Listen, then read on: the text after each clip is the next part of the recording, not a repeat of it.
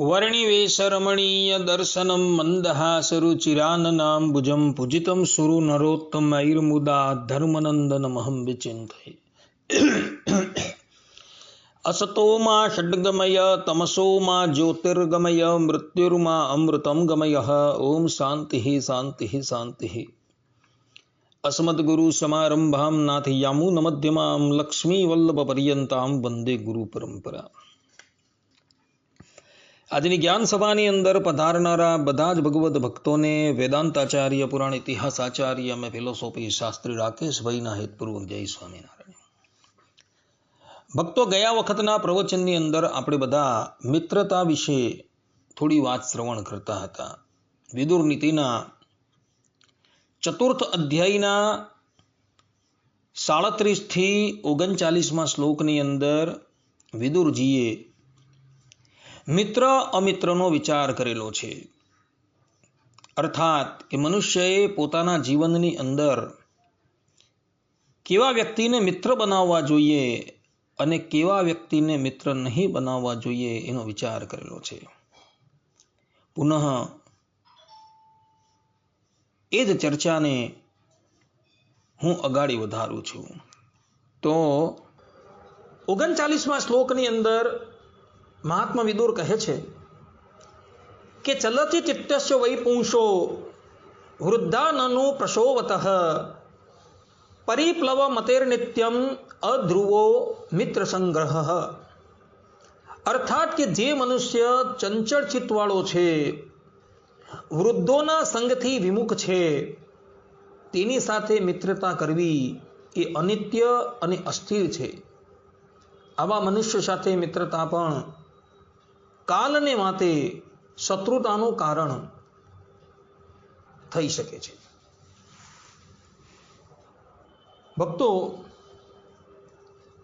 દુષ્ટો અને સજ્જનોની મિત્રતા દિવસના પૂર્વાર્ધ અને ઉત્તરાર્ધની છાયા સમાન પૃથક પૃથક હોય છે.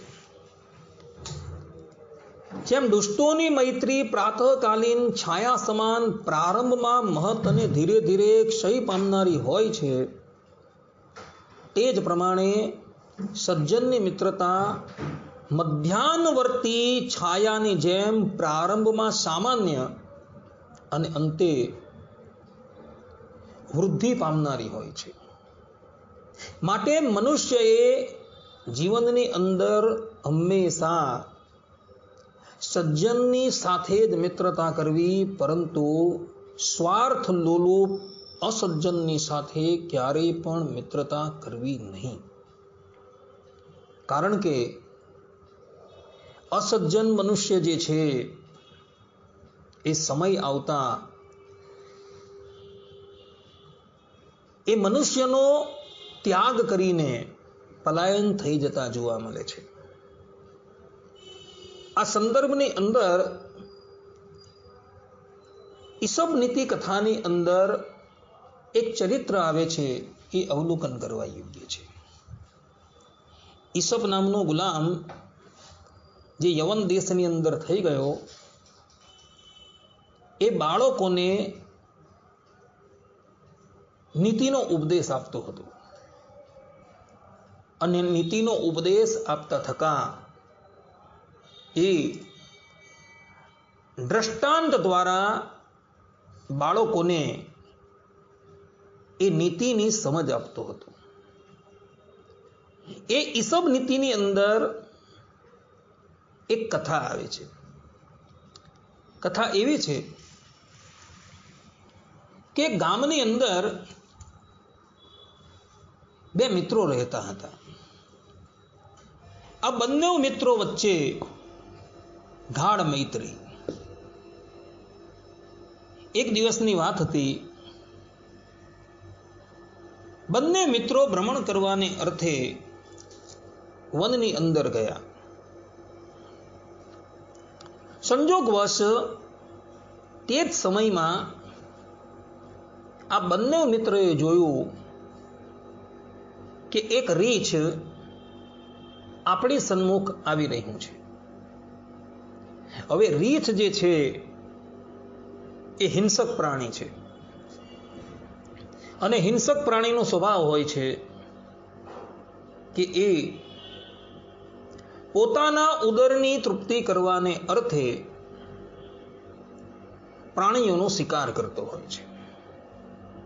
હવે આ બંનેમાંથી એક મિત્ર જે હતો ને એને વૃક્ષની ઉપર ચડતા આવડતું હતું, જ્યારે બીજા મિત્રને વૃક્ષની ઉપર ચડતા આવડતું ન હતું. એટલે એક મિત્ર તો રીછને જોઈ બીજા મિત્રની પરવા કર્યા વગર ઝટપટ વૃક્ષની ઉપર ચડી ગયો. પેલો બીજો મિત્ર તો ત્યાંને ત્યાં ઊભો રહી ગયો, કારણ કે એને તો વૃક્ષની ઉપર ચડતા આવડતું ન હતું. એટલે એને એક વૃદ્ધે કહેલી વાત જે છે એ સંભાળી આવી કે રીછ ક્યારેય પણ મૃત વ્યક્તિને, મૃત પ્રાણીને ખાતું નથી. એટલે આ મિત્ર તો પોતાના શ્વાસને રોકી મૃતની જેમ પેલા વૃક્ષ નીચે સૂઈ ગયો. એવા સમયની અંદર પેલો રીછ ત્યાં આવ્યો. એણે પેલા વ્યક્તિનું શરીર સૂંઘ્યું તો રીછે જાણ્યું કે આ વ્યક્તિ તો મૃત્યુ પામેલો છે. એટલે એ ત્યાંથી ચાલ્યું ગયું. રીછ ઘણે દૂર ગયું એટલે પેલો વૃક્ષની ઉપર ચડેલો મિત્ર જે છે એ નીચે ઉતરો અને પોતાના મિત્રને એણે ઉઠાડ્યો અને કહ્યું કે મિત્ર, રીછ જતો રહ્યું, પરંતુ આ રીછે તારા મુખને સૂંઘ્યું, તારા કાનને સૂંઘ્યા, અને તારા કાનને જ્યારે એ સૂંઘતો હતો ત્યારે રીછે તને શું કહ્યું? આ પ્રમાણે જ્યારે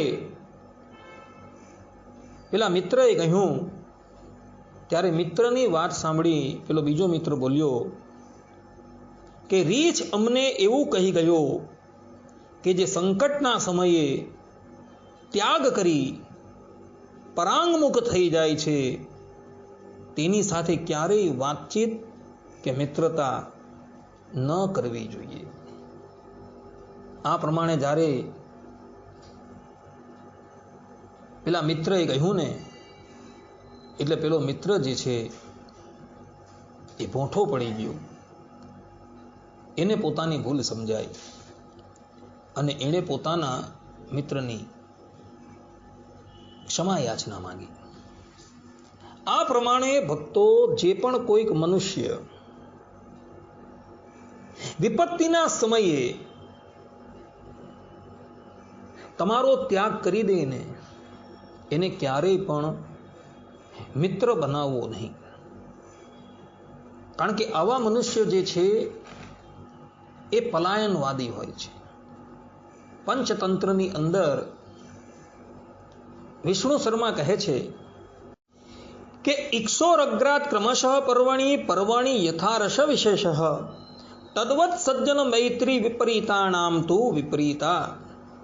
અર્થાત કે જે પ્રમાણે શેરડીની પોઈમાં ઉપરથી નીચે તરફ રસ અધિક હોય છે, તે જ પ્રકારે સજ્જનોની મિત્રતા હોય છે, તથા દુષ્ટોની આનાથી વિપરીત હોય છે. આ પ્રમાણે ભક્તો, વિષ્ણુ શર્મા આ શેરડીનું દ્રષ્ટાંત આપી દુષ્ટોની મિત્રતાનો નિષેધ કરે છે. એ જ વિષ્ણુ શર્મા એ જ પંચતંત્રની અંદર કહે છે, યશ્ય ન જ્ઞાયતે વીર્યમ ન કુલમ ન વિચેષ્ટિતમ ન તેન સંગતિ કુર્યાત ઇત્યુવાચ બૃહસ્પતિ. અર્થાત કે જેનું સામર્થ્ય, વંશ અને કાર્ય વિશે કંઈ પણ જ્ઞાન ન હોય તેની સાથે મેળ ન કરવો એવું બૃહસ્પતિજીએ કહેલું છે. કારણ કે આવા મનુષ્ય જે છે એ પેલા મિત્રની જેમ વિપત્તિના સમયે મનુષ્યનો ત્યાગ કરીને જતા રહે છે. માટે આવા મનુષ્યની મિત્રતા ક્યારેય પણ કરવી નહીં. કેવા મનુષ્યની? કે જેનું સામર્થ્ય, વંશ અને કાર્ય વિશે કંઈ પણ જ્ઞાન ન હોય એવા મનુષ્યની સાથે ક્યારેય પણ મેળમેળાપ કરવો નહીં. મહર્ષિ વાલ્મીકીજી વાલ્મીકી રામાયણ યુદ્ધકાંડ 16મા અધ્યાયના 15મા શ્લોકની અંદર કહે છે, યથા પૂર્વમ ગજ સ્નાત્વા નૃહ્ય હસ્તેન વૈરજઃ દૂષયત્યાત મનોદેહમ તથા નાયેશુ સૌરદમ. અર્થાત કે જેમ હાથી પહેલા સ્નાન કરીને પછી શુંડથી ધૂળ ઉઠાવી પોતાના શરીરને મલિન કરી લે છે, આ જ પ્રમાણેની દુષ્ટોની મિત્રતા હોય છે. અર્થાત દુષ્ટો પણ પહેલા પ્રેમ દેખાડે છે અને પછી વિવાદ કરે છે. માટે ભક્તો, મહર્ષિ વાલ્મીકી પણ સ્પષ્ટ રૂપે કહે છે કે દુષ્ટોની સાથે ક્યારેય પણ મિત્રતા કરવી જોઈએ નહીં. કારણ કે એ લોકો પ્રારંભની અંદર મીઠી મીઠી વાણી બોલી તમારી પાસે આવશે, પરંતુ સમય આવતા એ જ તમારો સાથ છોડીને જતા રહેશે. માટે એવા ચાપલૂસખોરોની ક્યારેય પણ મિત્રતા કરવી જોઈએ નહીં એવું મહર્ષિ વાલ્મીકીજી અહીં કહી રહ્યા છે. એ જ વાલ્મીકી રામાયણના યુદ્ધકાંડ 16મા અધ્યાયના 14મા શ્લોકની અંદર પણ મહર્ષિ વાલ્મીકી કહે છે કે યથા મધુકર શીર્ષાત કાશ પુષ્પમ પિબન્નપી રસમત્ર ન વિંદેત તથા નાર્યેષુ સૌરદમ. અર્થાત કે જેમ ભમરાને તરસ લાગતા તે કાશના પુષ્પોનું પાન કરે છે પરંતુ ત્યાંથી રસ તો પ્રાપ્ત થતો નથી, તે જ પ્રમાણે દુષ્ટોની મિત્રતા હોય છે જેનાથી કોઈને સુખ પ્રાપ્ત થતું નથી. મધુકર જ્યારે તરસ્યો થાય ને ત્યારે કાશના પુષ્પોનું પાન કરવા જાય, પરંતુ એ પુષ્પોમાંથી એને ક્યારેય પણ રસની પ્રાપ્તિ થતી નથી. તે જ પ્રમાણે દુષ્ટોની મિત્રતા હોય છે. દુષ્ટોની સાથે મિત્રતા કરવાથી મનુષ્યને ક્યારેય પણ સુખની પ્રાપ્તિ થતી નથી. માટે દુષ્ટોની મિત્રતા ક્યારેય પણ કરવી જોઈએ નહીં, એ સિદ્ધાંત વાત છે. મિત્રતા કરવી હોય તો હંમેશા સજ્જનોની સાથે જ મિત્રતા કરવી જોઈએ, પરંતુ દુષ્ટોની સાથે ક્યારેય પણ મિત્રતા કરવી જોઈએ નહીં. આ સિદ્ધાંત વાત છે. દુર્યોધન અને કર્ણની મિત્રતા ગયા વખતે આપણે નિહાળી.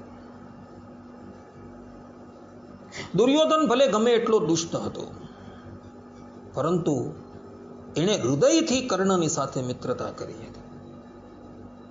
કર્ણ ધર્માત્મા હતો, પાંડવોનો જ્યેષ્ઠ ભ્રાતા હતો. એને એ વાતની ખબર હતી કે હું પાંડવોનો જ્યેષ્ઠ ભ્રાતા છું, છતાં પણ મહાભારતના યુદ્ધની અંદર ભગવાન શ્રી કૃષ્ણએ, કુંતાજીએ કેટલા પ્રલોભન આપ્યા, છતાં પણ કર્ણએ દુર્યોધનનો ત્યાગ ન કર્યો. અને મિત્રતા જે છે એ હંમેશા જે ગુણિયલ હોય તેની જ કરવાની છે. દુર્જનની મિત્રતા ક્યારેય પણ કરવાની નથી. માટે ભક્તો, અહીં વિદુરજીએ જે પ્રમાણે કહ્યું છે એ જ પ્રમાણે તમે બધા પણ જીવનની અંદર સજ્જનોની સાથે જ મૈત્રી કરજો, પરંતુ દુર્જનોની સાથે ક્યારેય પણ મિત્રતા કરતા નહીં. કોઈ પણ વ્યક્તિની સાથે તમે મિત્રતા કરવા તૈયાર થાઓ એ પહેલા એનું સામર્થ્ય છે, એનો વંશ છે, એના કાર્ય વિશે યથાર્થપણે જાણજો અને પછી એવા મનુષ્યની સાથે મિત્રતા કરજો. અન્યથા જો વગર વિચારીએ તમે મિત્રતા કરશો તો એવા મનુષ્ય સમય આવતા તમારો સાથ છોડીને જતા રહેશે. આ સંબંધની અંદર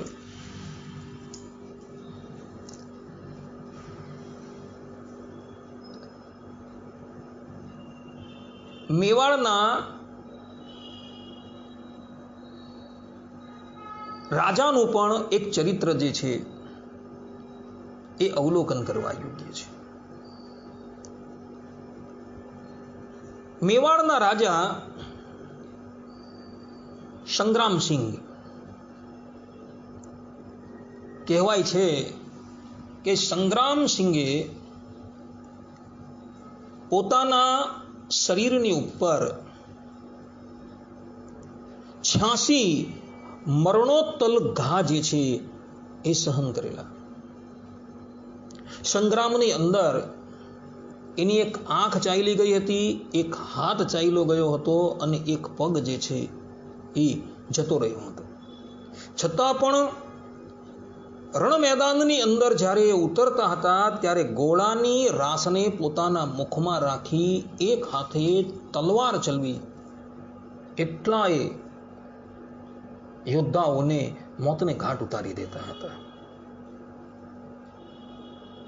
સંગ્રામસિંહનો જ્યારે સમય હતો તે સમયે દિલ્હીની ગાદીની ઉપર યવન લોકો બિરાજમાન હતા અને સંગ્રામસિંહની ઈચ્છા એવી હતી કે આપણે ભારતમાંથી આ યવન સત્તાને ઉખાડી નાખીએ. પરંતુ યવન સત્તાને એકાકી તો તેઓ ઉખાડી શકે એમ હતા નહીં. એટલે સંગ્રામસિંહે અફઘાનિસ્તાનના બાદશાહ બાબરની સાથે મિત્રતાનો હાથ લંબાવ્યો અને બાબરે સંગ્રામસિંહની મિત્રતા કબૂલ પણ કરી અને પછી એ બાબરનો સાથ લઈ સંગ્રામસિંહ દિલ્હીના બાદશાહની ઉપર આક્રમણ કરે છે. યુદ્ધ પહેલા સંગ્રામસિંહે બાબરને કહ્યું હતું કે આપણો જો યુદ્ધની અંદર વિજય થાય તો દિલ્હીનું રાજ્ય જે છે એ તમારે અમને આપી દેવાનું અને બદલાની અંદર અમો તમને વિપુલ પ્રમાણમાં ધન અર્પણ કરશું. અને એ શરતે એ લોકો યુદ્ધની અંદર જોડાયા હતા. પરંતુ યુદ્ધ પૂર્ણ ન થતા બાબર જે છે એ પોતાના વચનથી પરાંગમુખ થઈ ગયું. યુદ્ધ પહેલા જે શરત થઈ હતી એ શરતને એણે નકારી લીધી. ભારત વર્ષની જાહો જલાલી જોઈ, એની આબોહવા જોઈ, એનું વાતાવરણ જોઈ બાબરની નિયત જે છે એ બદલાઈ ગઈ. એણે સંગ્રામસિંહને સ્પષ્ટ રૂપે કહી દીધું કે દિલ્હીના તખ્તની ઉપર તો અમે જ બેસીશું. સંગ્રામસિંહે કહ્યું કે બાબર, યુદ્ધના પ્રારંભ પહેલા જ આપણે વચનબદ્ધ થયા હતા, તેનું શું? ત્યારે બાબરે કહ્યું કે એ વચનને અમે ફોક કરી દઈએ છીએ. દિલ્હીની સત્તા પર તો અમે જ બેસશું. આ પ્રમાણે જ્યારે બાબરે કહ્યું એટલે સંગ્રામસિંહે બાબરની વિરુદ્ધ યુદ્ધ જાહેર કરી દીધું. બંને જણા એક સમયના મિત્ર હતા, એ હવે એકબીજાના શત્રુ થઈ ગયા છે. અને કહેવાય છે કે એ યુદ્ધની અંદર પણ બાબરે કપટ કરીને સંગ્રામસિંહને મોતને ઘાટ ઉતારી દીધેલા હતા. સંગ્રામસિંહને વિષ આપી બાબરે મોતને ઘાટ ઉતારી દીધેલા હતા. સંગ્રામસિંહના જ સેવક જે હતા એ સેવકને લાંચ આપી સંગ્રામસિંહના ખોરાકની અંદર વિષ ભીણાવી દીધું અને વિષયુક્ત ભોજન કરવાથી સંગ્રામસિંહ મૃત્યુ પામે છે. આ પ્રમાણે સંગ્રામસિંહે બાબરનું સામર્થ્ય, વંશ અને કાર્ય વિશે કંઈ પણ જાણ્યા વગર જો એની મિત્રતા કરી તો પરિણામ શું આવ્યું? પરિણામ એ આવ્યું કે સંગ્રામસિંહે પોતાના પ્રાણથી હાથ ધોવા પડ્યા અને આ ભારત વર્ષ પુનઃ યવનોના સામ્રાજ્ય નીચે આવી ગયું અને કેટલાય વર્ષો પર્યંત ભારત જે છે એ યવનોના સામ્રાજ્ય હેઠળ રહ્યું હતું. માટે ભક્તો, જીવનની અંદર ક્યારેય પણ દુષ્ટ પુરુષોની મિત્રતા કરતા નહીં. આ બંને દ્રષ્ટાંતો જે તમને આપેલા છે, પેલા રીછવાળા દ્રષ્ટાંતને તથા આ બાબરના દ્રષ્ટાંતને આત્મસાત કરી લેજો. ક્યારેય પણ કોઈ પણ મનુષ્યની સાથે તમે મિત્રતા કરવા તૈયાર થાઓ ત્યારે એને વિશે પૂરેપૂરી જાણકારી જે છે એ રાખજો અને જાણકારી રાખ્યા બાદ જ એની સાથે મિત્રતા કરજો. કારણ કે મહાત્મા વિદુર જે છે એ વિદુર પણ વિદુર નીતિની અંદર આ જ વાત કહી રહ્યા છે. માટે ભક્તો, આ વાત જે છે એ બધા જ લોકો આત્મસાત કરી રાખજો અને જીવનમાં યોગ્ય વ્યક્તિને મિત્ર બનાવજો, પરંતુ દુષ્ટ વ્યક્તિઓને ક્યારેય પણ મિત્ર બનાવતા નહીં. આટલું કહીને હું મારા પ્રવચનને અહીં વિરામ આપું છું. અહીં વિદુર નીતિના 4th અધ્યાયના 39મા શ્લોકની વ્યાખ્યા જે છે એ આપણે પૂર્ણ કરીએ છીએ. લાગલગાટ 3 પ્રવચનની અંદર આપણે બધાએ મિત્રતા વિશે થોડી વાત શ્રવણ કરવી. કેવા મનુષ્યને મિત્ર બનાવવો જોઈએ અને કેવા મનુષ્યને મિત્ર ન બનાવવો જોઈએ, એના બધા જ લક્ષણ તમે તમારી સન્મુખ અહીં ઉપસ્થિત કરેલા છે. અસ્તુ. જય સ્વામિનારાયણ. શ્રીપતિમ શ્રીધરમ સર્વદેવીશ્વરમ ભક્તિધર્માત્મજમ વાસુદેવમ હરિ માધવમ કેશવમ કામદમ કારણમ સ્વામિનારાયણમ નીલકંઠમ ભજે સહજાનંદ સ્વામી મહારાજની જય. બધા જ ભગવત ભક્તોને હેતપૂર્વક જય સ્વામિનારાયણ, જય શ્રીમન્નારાયણ, જય શ્રી કૃષ્ણ, જય સિયારામ.